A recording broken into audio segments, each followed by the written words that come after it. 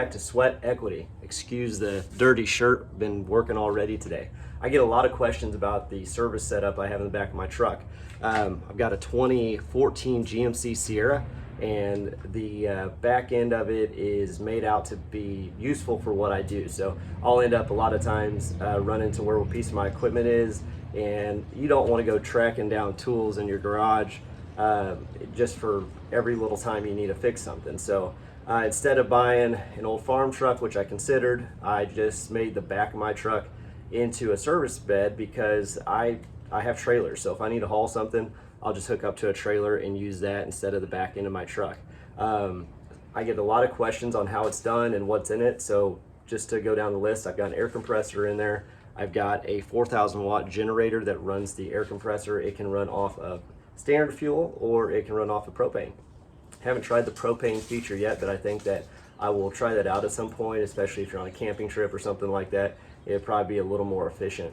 Otherwise, I've got a toolbox, and it's essentially like the top of a rolling toolbox, and that was appealing to me because you can flip open the lid, have access to all your tools. It's got a power strip in there so that I can charge my batteries while I'm out on the site for the Milwaukee hand tools.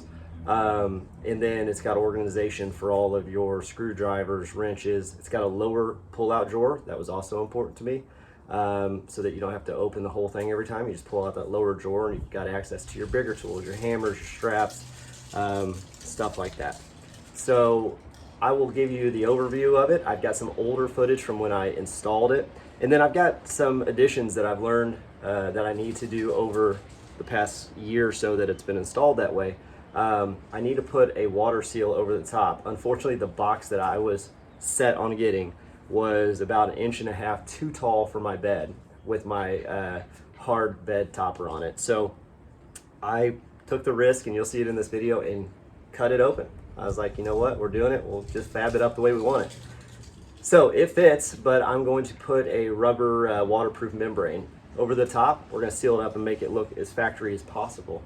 Or as, you know, functional and factory as possible, and we'll show you how that process goes, show you how everything works. A couple other things: I've got a fire extinguisher mounted to one side for quick access. I've got 50 foot of air hose on a reel, retractable reel, and 50 foot of extension cord on a retractable reel. So it really can do everything I need it to do and probably more. So I hope you guys enjoy this video. As always, go down below, like, subscribe, and we'll see you next time. All right, so forgive me for how loud it is, but I gotta show you how it works here. We got the toolbox all set up, finally tuned in how I want it.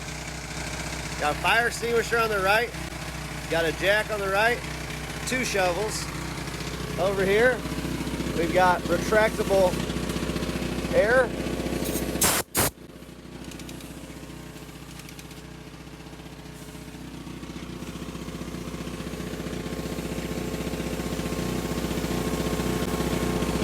I've got retractable power.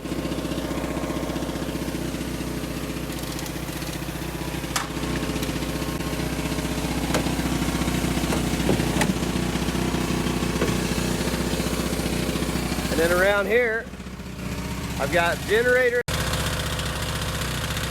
Got the generator in the back, strapped down. I got the air compressor strapped down. So when you need air, got air. When you use the air, it kicks on. You never run out of air or power. And of course, the best part,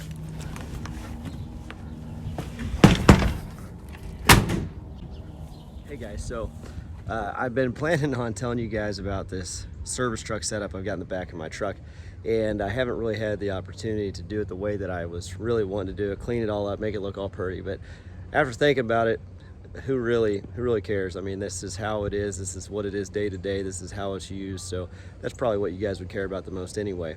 Otherwise, you can see right here behind me, I've got the toolbox, I've got the fire extinguisher, I've got 2 reels right over here.